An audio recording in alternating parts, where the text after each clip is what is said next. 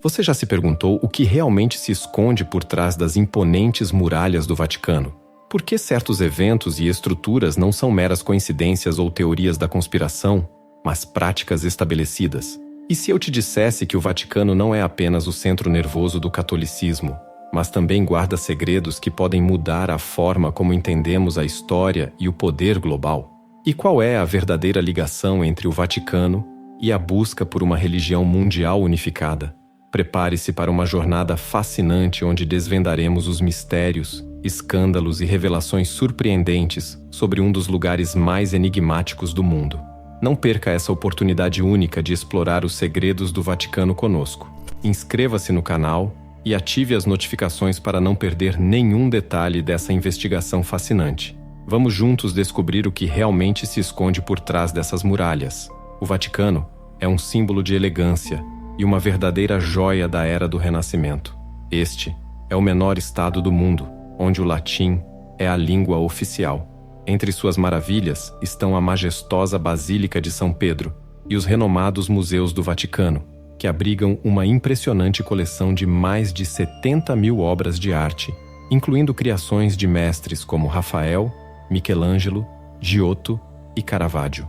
A Guarda Suíça, a mais antiga força militar ainda em operação, foi criada em 1506 e é facilmente reconhecida por seus trajes renascentistas. Tornou-se um ícone moderno do Vaticano. No entanto, existe um lado mais intrigante a ser explorado. Bem-vindo a um dos lugares mais misteriosos do mundo. Com uma história repleta de mistérios e escândalos, o Vaticano atrai a atenção de milhões de fiéis ao redor do globo. É o centro nervoso do catolicismo mundial. Mas o que realmente se esconde por trás dessas imponentes muralhas? Vamos revelar por que certos eventos e estruturas não são meras coincidências ou teorias da conspiração, mas práticas estabelecidas. É hora de desvendar os segredos do Vaticano e entender sua busca por uma religião mundial unificada. Vejamos: o Banco Mundial, a Organização Mundial da Saúde, a Interpol. Já existem muitas estruturas globais apoiadas por figuras ocultas no poder. O que falta é uma ideologia e uma religião unificadas, e isso pode ser mais facilmente alcançado com base nas grandes religiões já existentes. O mito gnóstico apresenta a ideia de que o Deus bíblico é, na verdade, dividido em dois deuses distintos: o Deus Pai Supremo e Bondoso, que é desconhecido, e o Demiurgo, o Deus Criador maligno. Segundo essa visão, o mundo em que vivemos foi criado pelo Demiurgo, que é considerado maligno. Esse mundo é visto como uma prisão para a humanidade. No entanto, dentro de cada ser humano, há uma centelha divina, o Espírito, que busca se libertar do mundo material e retornar ao Deus Pai. Lúcifer, no mito gnóstico, é visto como um mensageiro do Deus bondoso. Ele teria entrado no paraíso na forma de uma serpente e encorajado os primeiros humanos a comerem o fruto da árvore do conhecimento do bem e do mal. Ao fazer isso, os humanos perceberam que eram manipulados pelo demiurgo maligno e que o paraíso era, na verdade, uma prisão. Com base nisso, Sadhguru, um influente pensador, uma vez convidado por Hermann Graff para um fórum econômico, disse: "Cada pessoa neste planeta viverá assim, se as tecnologias se expandirem sem restrições e outras barreiras que alguns governos podem impor. A ideia de fronteiras nacionais também se tornará obsoleta. Esse será o futuro do mundo." A sociedade digital aponta para o desmantelamento do Estado e da soberania, transferindo o poder para estruturas supranacionais. Esse desmantelamento será mais suave se as pessoas desejarem a abolição do Estado, para o que precisam ser preparadas moralmente.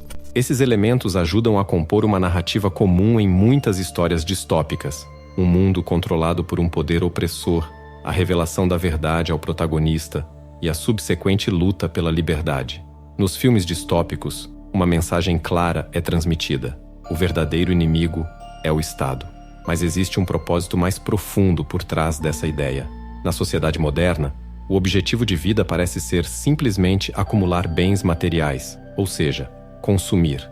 No entanto, como muitos consideram esse desejo bastante superficial, uma narrativa mais elevada foi criada: a busca por identificar e derrotar quem impede a obtenção desses confortos materiais. Mas o que o Vaticano tem a ver com isso?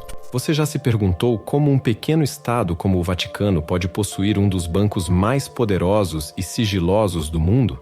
Como a instituição lida com transações financeiras sem auditorias externas? E o que há de verdade nas suspeitas de envolvimento do banco com a máfia italiana? Quais são as influências ocultas de organizações como a Ordem dos Jesuítas e o Opus Dei na política global? E por fim, o que a imagem do Papa Francisco revela sobre a relação do Vaticano com a tecnologia moderna?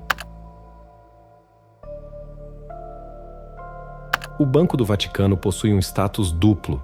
De um lado, é o centro do catolicismo, e de outro, é um verdadeiro Estado com suas próprias instituições financeiras, órgãos governamentais e de influência, além de serviços de inteligência. Sob a fachada de padres amigáveis, operam agentes dos serviços secretos. Como qualquer Estado, o Vaticano possui seu próprio banco, oficialmente conhecido como Instituto para as Obras de Religião. O Banco do Vaticano foi fundado em 1942. Sua rentabilidade é extremamente alta, pagando 12% ao ano ou mais sobre os depósitos, o que é um excelente retorno para qualquer investidor.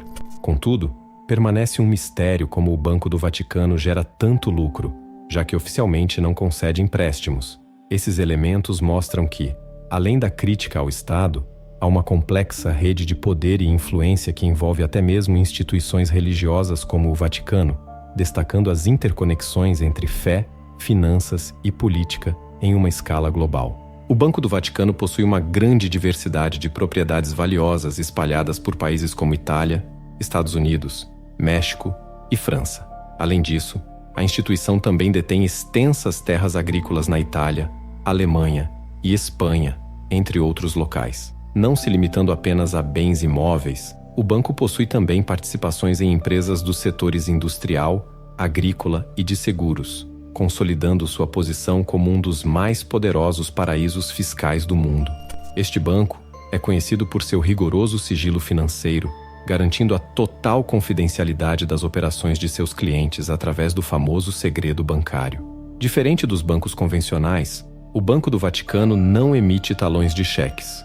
Todas as transações e depósitos são realizados exclusivamente em dinheiro ou barras de ouro, o que assegura que não haja registros claros dessas operações. Além disso, o Banco do Vaticano opera sem passar por auditorias externas, mantendo um status de independência semelhante ao de muitos bancos centrais. No entanto, nos últimos tempos, tem aumentado as discussões sobre a necessidade de reformas na governança do banco e até mesmo sobre sua possível dissolução.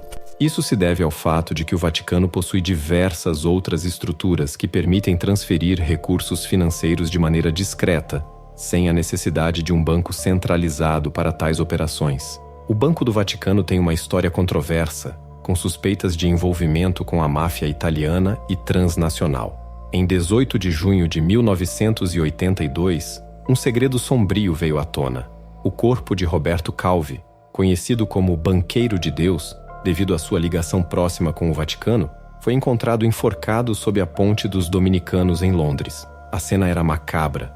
Calvi foi enforcado ritualmente com uma corda laranja, e em seus bolsos havia dinheiro de 3 moedas diferentes e tijolos. A investigação revelou que sua agonia durou mais de 1 hora. Rumores sugeriam o envolvimento de banqueiros do Vaticano, da máfia e da loja maçônica clandestina P2, também conhecida como Propaganda Due, em sua morte. Aos 62 anos, Calvi era presidente do Banco Ambrosiano de Milão. Ele estava no centro de uma rede complexa de fraudes financeiras internacionais e lavagem de dinheiro da máfia.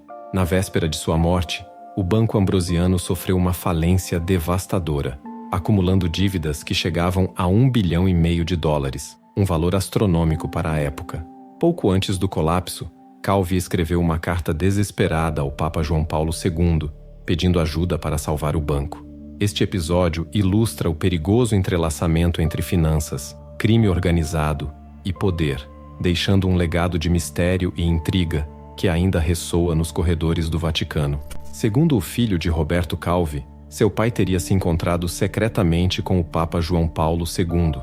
No entanto, o Vaticano negou veementemente qualquer encontro e também se recusou a oferecer ajuda financeira ao Banco Ambrosiano, que estava à beira do colapso. Desesperado, Calvi estava disposto a revelar tudo o que sabia às autoridades. E ele sabia muito. O apelido Banqueiro de Deus não foi dado por acaso. Calvi tinha conhecimento sobre a lavagem de dinheiro da máfia siciliana, especialmente os lucros provenientes do tráfico de heroína, através do Banco Ambrosiano. Há também uma teoria de que ele sabia algo sobre a morte do Papa João Paulo I, que tinha planos de reformar o sistema financeiro do Vaticano e torná-lo mais transparente e auditável. O Papa João Paulo I, um reformador, governou por apenas 33 dias antes de falecer, oficialmente devido a um ataque cardíaco. Este breve pontificado levantou muitas suspeitas e teorias conspiratórias ao longo dos anos. Nos dias de hoje, é interessante notar que, com a transferência dos mecanismos de tomada de decisão para níveis supranacionais, a estrutura rígida do Vaticano como Estado nacional tem se mostrado menos relevante. Em 2013, o cardeal Jorge Mário Bergoglio, arcebispo de Buenos Aires e líder da Ordem dos Jesuítas, foi eleito Papa, adotando o nome Francisco. Um fato curioso sobre ele é uma foto viral em que aparece usando um casaco estiloso, que mais tarde foi revelada como uma criação de inteligência artificial, demonstrando como até figuras religiosas podem ser envolvidas em fenômenos das tecnologias modernas. Essa narrativa ilustra a complexa teia de poder, segredo e modernidade que envolve o Vaticano, oferecendo um olhar fascinante sobre seus bastidores. Recentemente, uma imagem do Papa Francisco usando um casaco estiloso se tornou viral, levando a mídia mundial a proclamar o Papa como um ícone de estilo. No entanto, logo se descobriu que a imagem foi criada usando a rede neural Midjourney, uma ferramenta de inteligência artificial. Essa revelação foi confirmada por detalhes estranhos, como a forma peculiar da mão do Papa na imagem. Mas o que isso realmente significa? Essa situação levanta questões sobre a administração do Vaticano e a influência de diversas ordens dentro da Igreja Católica. Ordens como a Ordem de Malta, Opus Dei e a Ordem dos Jesuítas estão profundamente integradas nas elites globais, com membros em lojas maçônicas e conselhos transnacionais. Em 1981, o Papa João Paulo II autorizou oficialmente que os católicos se tornassem membros de lojas maçônicas, ampliando ainda mais essas conexões. Portanto, não se surpreenda se você ver o Papa em cenários simbólicos, como discursando em uma sala de conferências com uma arquitetura peculiar, ou fazendo gestos sutis que podem parecer sinais para um público específico. Essas são manifestações das complexas redes de poder e influência que envolvem o Vaticano. A Ordem dos Jesuítas, por exemplo, tem uma longa história de envolvimento em ciência, educação, diplomacia e atividades missionárias, expandindo a influência da Igreja Católica Romana ao longo dos séculos. Esse envolvimento profundo com várias esferas da sociedade global torna a administração do Vaticano um tema fascinante e multifacetado, onde tradição e modernidade se entrelaçam de maneiras inesperadas. Na Rússia, a palavra jesuíta tem uma conotação negativa. Em 2018, havia quase 16 mil jesuítas no mundo, dos quais 11 mil eram sacerdotes. Eles atuam em 112 países e servem em 1.500 paróquias. Curiosamente, muitos jesuítas levam uma vida secular, o que torna difícil identificá-los no dia a dia. Por 4 séculos, a Ordem dos Jesuítas teve grande influência no controle das mentes, mas atualmente esse papel foi assumido em grande parte pelo Opus Dei. Em 1982, o Opus Dei recebeu o status de prelazia pessoal do Papa, tornando-se o centro de influência e poder do catolicismo moderno. O Opus Dei, também conhecido como Prelazia da Santa Cruz e Opus Dei, é muitas vezes chamado de Gestapo do Vaticano.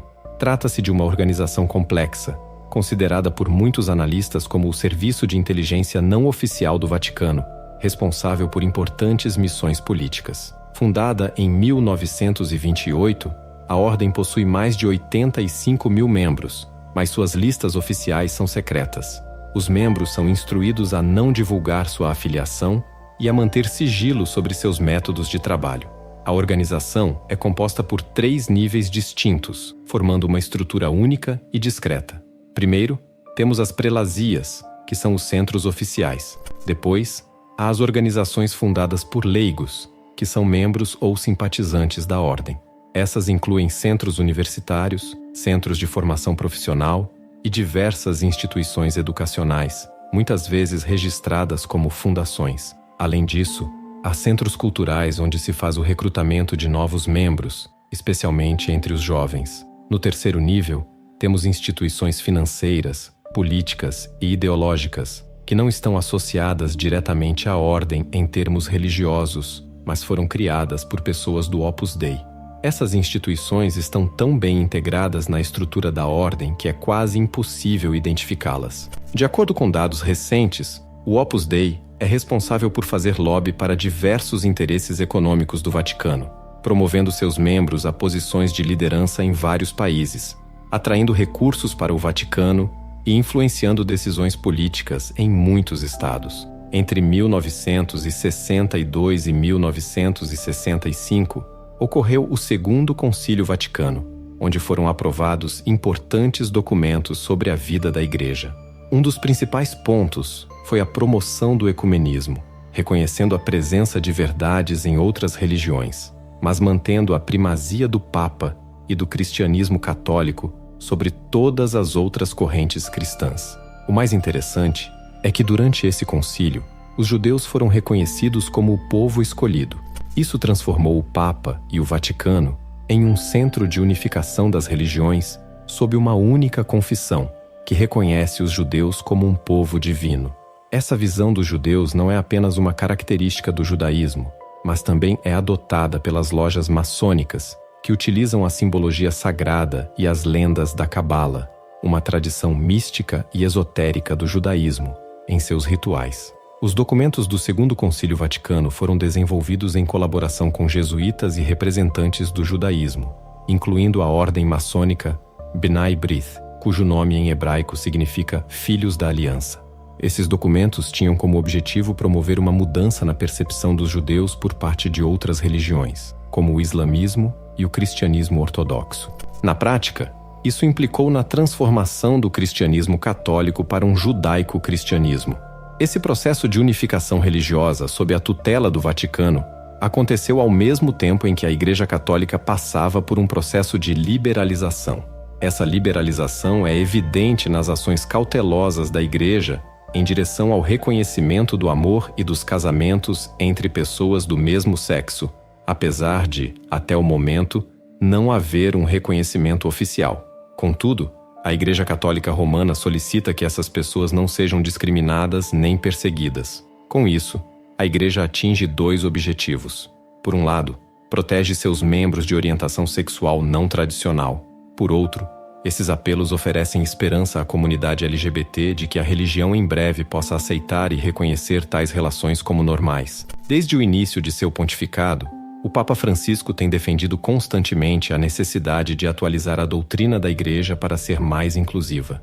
Um exemplo disso é sua proposta aos bispos de um documento que reconhece que os membros da comunidade LGBT possuem talentos e dignidade que podem beneficiar a comunidade cristã. A principal razão para essa abordagem é a compaixão. Mas agora, quanto à arquitetura das construções do Vaticano. Por que uma sala de audiências papal se assemelha à cabeça de uma serpente? Qual o significado oculto por trás das vestes cerimoniais do Papa e seus símbolos controversos? E por que o Vaticano possui um dos maiores telescópios do mundo, batizado com um nome tão provocador como Lúcifer? Será que a Igreja Católica realmente acredita na existência de extraterrestres? E se sim, qual seria a implicação disso para a fé? Conhecida como Sala de Conferências Paulo VI ou Sala da Audiência Papal, esta sala está situada parcialmente no Vaticano e parcialmente na cidade de Roma. Foi nomeada em homenagem ao Papa Paulo VI e construída em 1971 pelo arquiteto italiano Pier Luigi Nervi. A sala pode acomodar até 6.300 pessoas e abriga a impressionante estátua de bronze, A Ressurreição, criada pelo escultor Pericle Fazzini. Embora o exterior do edifício possa parecer simples, essa simplicidade faz parte de um design mais amplo e simbólico. Observando com atenção, é possível notar as costas largas e robustas, a frente estreita e arredondada, os olhos centralizados, a narina frontal e a parte superior curvada. Esses elementos combinam-se para formar uma estrutura intrigante e cheia de significados ocultos. O edifício apresenta 2 janelas em cada lado, que se assemelham a olhos. Essas janelas são de vitral e estão posicionadas aproximadamente no meio do comprimento do edifício em ambos os lados. No centro dessas formas de olhos, há uma fenda que lembra a pupila de um réptil. Observando novamente a imagem, o que você vê no centro? Há algo que parece uma estátua e em ambos os lados, 2 dentes afiados. O telhado e as laterais do edifício também lembram as escamas de uma serpente. Aqui está outra imagem para ajudar a visualizar melhor a construção e a sensação que ela transmite. Agora, pense nisso por um momento. Se todo o edifício se assemelha à cabeça de uma serpente, será muito mais difícil ignorar. Será que tudo isso foi projetado e construído por acaso? A realidade é que há uma razão clara para essa imagem. A impressão que se cria é que o Papa fala da boca de uma serpente. Mas por que esse simbolismo é usado de maneira tão explícita? Em um evento na Califórnia chamado Contato no Deserto, David Wilcock, pesquisador de ocultismo antigo, mencionou em uma entrevista que os governantes do mundo acreditam que devem transmitir suas intenções à humanidade para, essencialmente, obter nossa permissão para aceitá-las.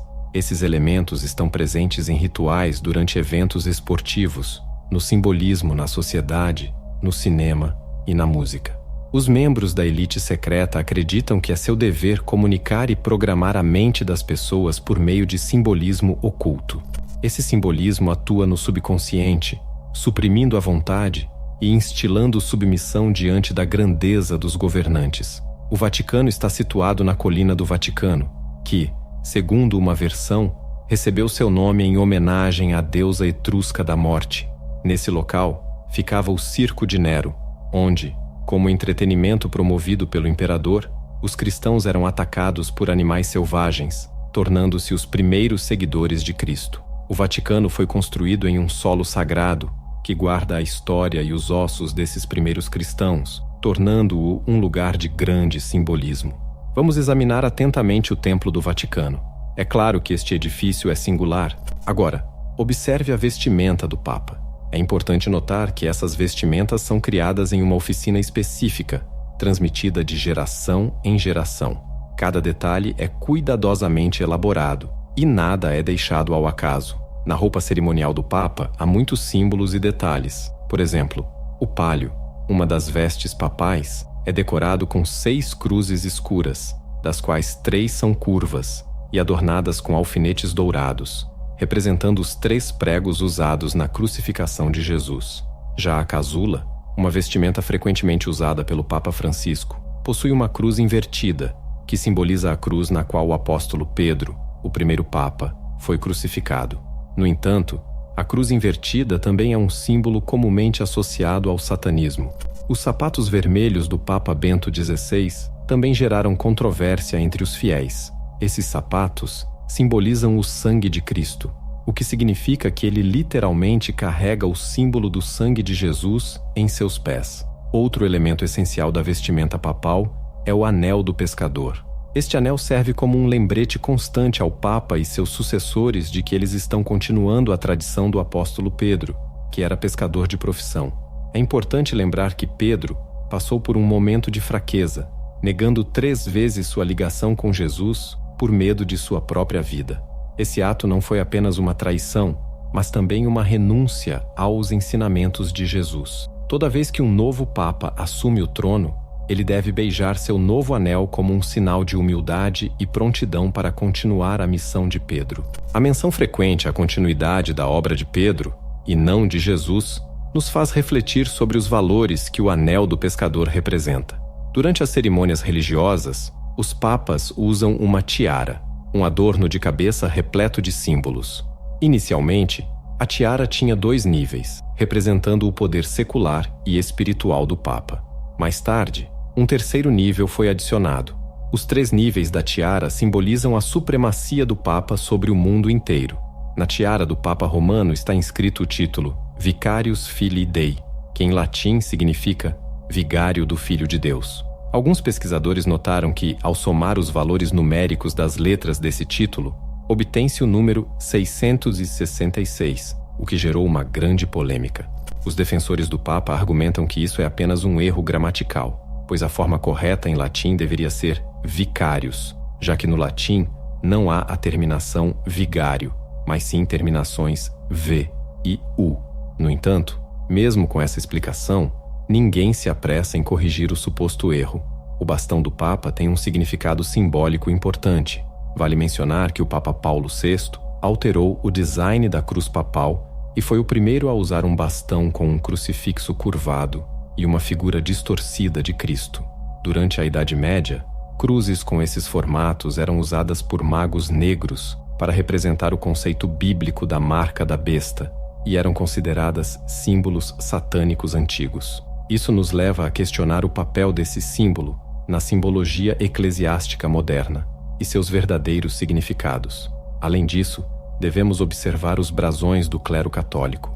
Embora muitos pensem que são apenas chapéus, há mais profundidade na sua simbologia. Falando de temas intergalácticos, é interessante notar que o maior telescópio binocular do mundo, chamado Lúcifer, pertence ao Vaticano. A Santa Sé possui seus próprios astrônomos e consultores em ufologia, e seu programa espacial, em termos de conhecimento e tecnologia, supera o de muitos países. O Vaticano admite a possibilidade da existência de extraterrestres, desde que também tenham sido criados por Deus. O Vaticano, surpreendentemente, tem um astrônomo oficial chamado Guy Consolmagno, que revelou que nossa galáxia abriga não apenas a nossa civilização, mas também outras. Ele fez essa declaração em uma conferência em Londres há alguns anos. Consolmagno também enfatizou que os alienígenas devem possuir uma alma, assim como nós. O Vaticano tem se dedicado ao estudo teológico dos extraterrestres há mais de 20 anos. Já em 1999, o Papa reconheceu a possibilidade da existência de vida alienígena. Portanto, pode-se dizer com segurança que o Vaticano aceita a existência de extraterrestres, e o Papa afirmou que, se um alienígena viesse pedir batismo, ele o faria. Afinal, se Deus apresenta um desafio, ele não tem o direito de recusá-lo. As portas da Igreja estão abertas para todos, inclusive para seres de outros planetas. O Papa está disposto a batizar tanto estrangeiros quanto habitantes de outros mundos, mesmo que isso signifique apertar tentáculos em vez de dedos, pois o mais importante é salvar uma alma, não importa de onde ela venha. Outro aspecto intrigante sobre o Vaticano está relacionado ao Papa Pio XII, frequentemente chamado de Papa de Hitler, devido ao seu suposto apoio aos nazistas. De acordo com a versão oficial do Vaticano, Pio XII era um homem bondoso que distribuía panfletos na Alemanha condenando o nazismo e salvou mais de 800 mil judeus do extermínio na Europa Oriental. Supostamente, suas reuniões com a liderança alemã não indicam colaboração com Hitler. No entanto, existem evidências que sugerem que essa imagem de Pio XII pode ter sido fabricada pela Igreja. Você já se perguntou quais segredos sombrios e ocultos estão enterrados nos arquivos do Vaticano? O que documentos sigilosos podem revelar sobre o papel do Papa durante a Segunda Guerra Mundial? Será que o Vaticano realmente ajudou a ascensão de Hitler ao poder? E quanto à biblioteca secreta do Vaticano, quais segredos podem estar guardados nas suas 4 seções misteriosas? Você sabia que há manuscritos antigos que falam de contatos com outras civilizações e até uma receita para a juventude eterna? O Vaticano ainda se recusa a liberar documentos importantes sobre suas atividades durante a Segunda Guerra Mundial, e há muitas evidências que sugerem que o Papa realmente ajudou Hitler a chegar ao poder. John Cornwell, um acadêmico respeitado e católico, inicialmente queria provar a inocência do Papa, e foi por isso que lhe permitiram acessar esses documentos. No entanto, em vez de encontrar provas de inocência, Cornwell descobriu evidências que confirmam as acusações. O Papa não apenas odiava os judeus, associando-os à sujeira e recusando-se a ajudá-los, mas também minava conscientemente a resistência católica a Hitler. Ele também tinha atitudes racistas contra os negros, chamando-os de estupradores e violadores de crianças.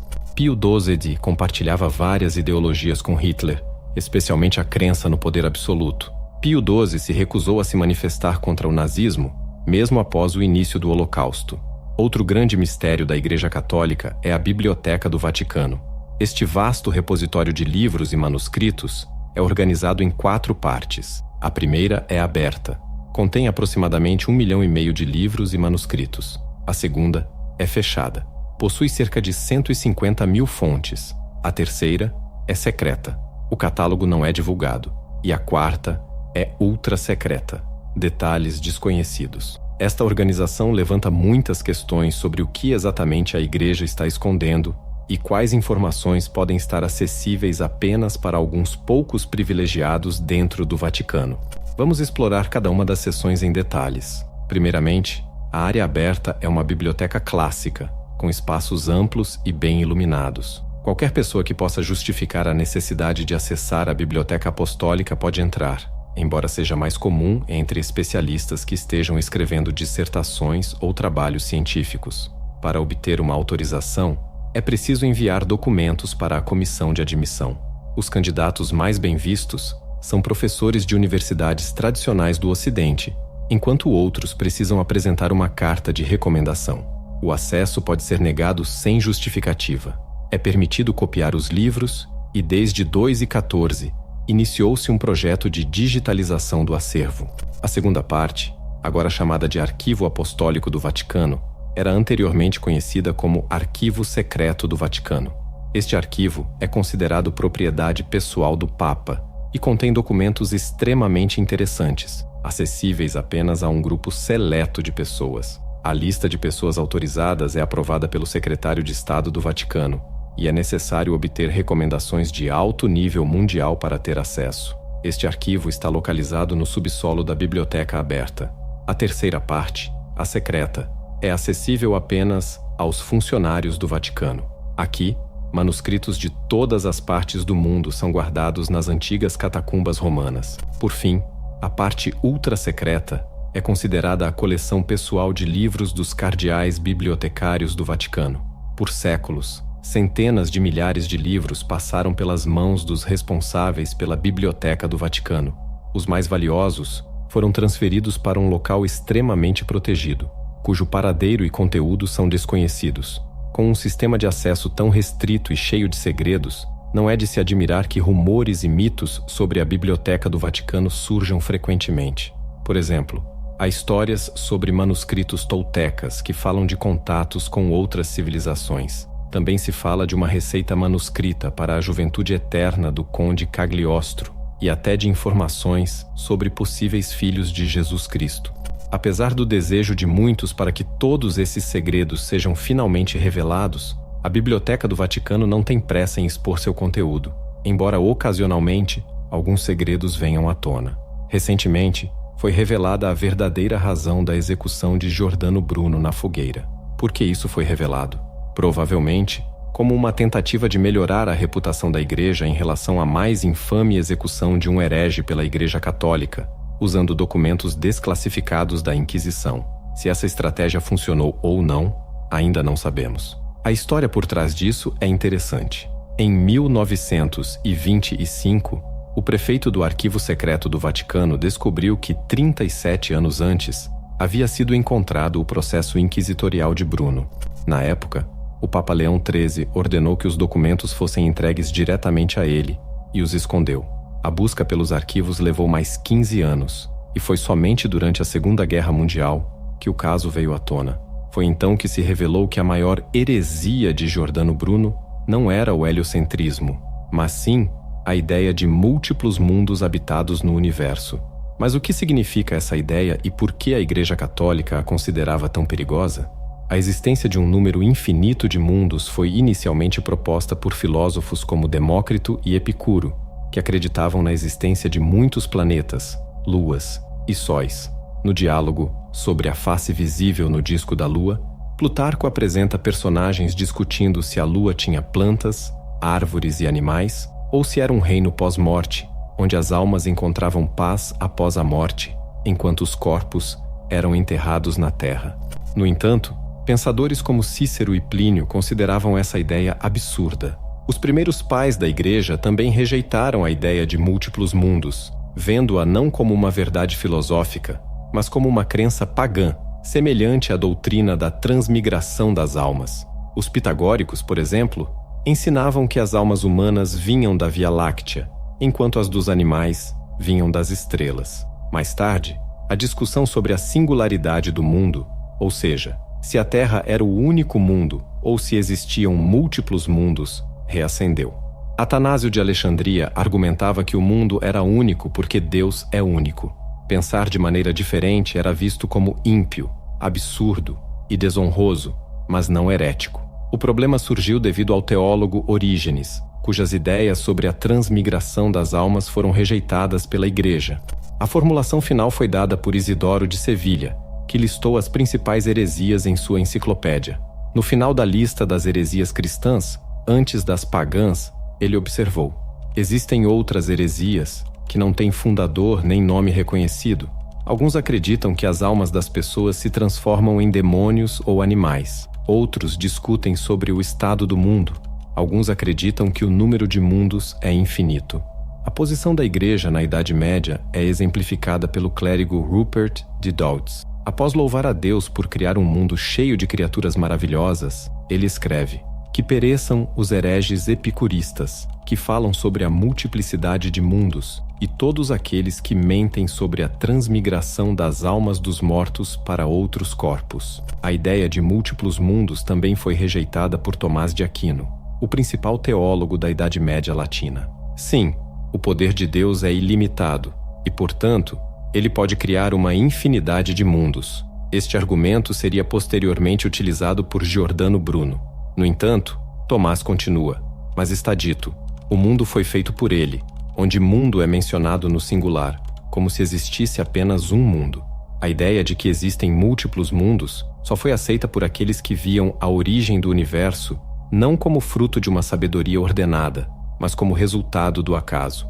Por exemplo, Demócrito acreditava que este mundo, assim como muitos outros, surgiu da combinação aleatória de átomos. Com a criação do Índice de Livros Proibidos e do sistema de tribunais da Inquisição, a crença na existência de múltiplos mundos foi classificada como heresia, sendo listada como item 77 na lista de Agostinho. No novo Código de Direito Canônico de 1582, criado pelo Papa Gregório XIII, havia um parágrafo específico que mencionava outras heresias anônimas, entre as quais a crença em um número infinito de mundos. Essa mesma formulação foi incluída no Manual dos Inquisidores. É nesse contexto que Giordano Bruno entra em cena. Inspirado pelos trabalhos de Copérnico sobre a rotação da Terra ao redor do Sol, Bruno explorou textos cosmológicos antigos, especialmente os pitagóricos. Nesses textos, ele encontrou a ideia de que as estrelas também eram mundos, que o universo era infinito e que as almas humanas se reencarnavam. Ele incorporou essas ideias em seu próprio sistema filosófico. No livro Sobre o Infinito, o Universo e os Mundos, de 1584, Bruno argumentava que a onipotência de Deus permitia a criação de não apenas um, mas de 100.000, ou até mesmo um número infinito de mundos. Ele citava Epicuro e Lucrécio, e escrevia sobre o universo infinito em outras obras publicadas em países protestantes, fora do alcance da Inquisição. Giordano Bruno cometeu um erro fatal. Ele ensinou a arte da memória ao aristocrata veneziano Giovanni Mocenigo. Em 1592, Mocenigo denunciou Bruno à Inquisição, alegando: eu, Giovanni Mocenigo, por dever de consciência e sob orientação do meu confessor, denuncio Giordano Bruno. Em várias conversas em minha casa, ele afirmou que o mundo é eterno e existem mundos infinitos. Disse também que Cristo realizava milagres ilusórios e era um mago, que Cristo não morreu voluntariamente e tentou evitar a morte, que não há punição pelos pecados e que as almas, criadas pela natureza, transmigram de um ser vivo para outro. Bruno mencionou sua intenção de fundar uma nova seita chamada Nova Filosofia e afirmou que a Virgem Maria não poderia ter dado à luz, que os monges desonram o mundo e são ignorantes e que não temos provas de que nossa fé é meritória perante Deus. Essas acusações foram consideradas graves o suficiente para que a Igreja transferisse o caso para Roma. O processo contra Bruno durou 7 anos e meio, principalmente porque os inquisidores não tinham muita pressa em condená-lo. Bruno era um ex-sacerdote dominicano que se tornou calvinista, mas também fugiu dos protestantes. Portanto, era crucial saber quais acusações Bruno negava e quais ele admitia. Ele negou enfaticamente ter rejeitado a crença nos milagres realizados pela Igreja e pelos apóstolos, ou ter ensinado algo contrário à fé católica. Pelo contrário, ele defendeu fervorosamente a ideia de múltiplos mundos criados por um Deus onipotente e a concepção de um universo infinito durante seus interrogatórios, não considerando essas crenças como heréticas. Para Giordano Bruno, suas ideias filosóficas não contradiziam as verdades da fé. Em certo sentido, ele estava correto em pensar assim, pois a Inquisição tratava filósofos com relativa leniência.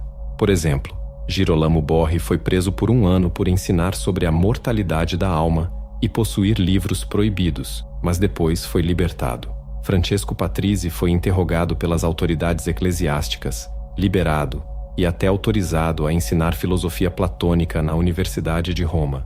No entanto, os inquisidores não viam Bruno apenas como um filósofo, mas como um monge católico que havia renunciado à sua fé. Por isso, foram mais severos com ele. Após examinar suas obras, em 14 de janeiro de 1599, apresentaram uma lista de 8 afirmações heréticas, que não sobreviveu até hoje, e exigiram que ele as renegasse. Bruno se recusou. Em abril e dezembro daquele ano, tentaram novamente persuadir Bruno, mas ele reiterou que não tinha do que se arrepender. Após uma terceira e última tentativa em 20 de janeiro de 1600, suas obras foram proibidas e ele foi condenado como um herege persistente em seus erros. Entre as acusações feitas contra Bruno, a ideia da multiplicidade dos mundos foi constantemente destacada, juntamente com outras questões como a Eucaristia, a concepção imaculada e a natureza divina humana de Jesus Cristo. Giordano Bruno nunca renunciou às suas ideias, como todas as testemunhas confirmaram. Uma prova da gravidade dessas acusações vem de uma carta do enviado imperial em Roma, Johann Wacker, ao astrônomo Kepler. Na quinta-feira, Giordano Bruno foi recebido na família do Barão dos Átomos. Quando o fogo começou a arder, trouxeram um ícone de Cristo crucificado para ele beijar, mas ele se afastou com desdém. Agora, acho que ele contará aos mundos infinitos como as coisas são aqui. Uma indicação adicional da seriedade dessa acusação é a estatística das execuções em Roma entre 1598 e 1604. Durante esse período, 189 pessoas foram executadas, 169 enforcadas, 18 esquartejadas ou decapitadas após tortura e apenas 2 queimadas vivas, a punição mais dolorosa de todas. Os documentos revelam que apenas hereges foram queimados vivos, Bruno e um padre chamado Celestino de Verona.